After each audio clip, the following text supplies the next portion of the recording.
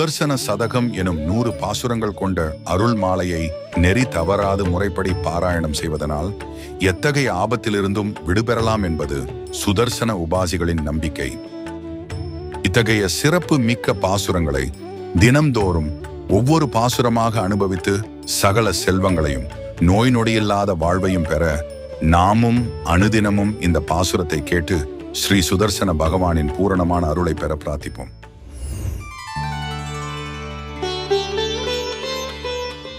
शोचिर्भिर्पद्मरागद्रवसमसुषुमैः शोभमानावकाशं प्रत्यग्रासोकरागप्रतिभटवपुषः भूषितं पूरुषेण अन्तःस्वच्छन्दमग्नोत्थितभृगुतनयं क्षत्रियाणां क्षतानाम् आरब्धं सोनितौघैः सरैव भवतो दिव्यहेत्यक्षमव्यात्.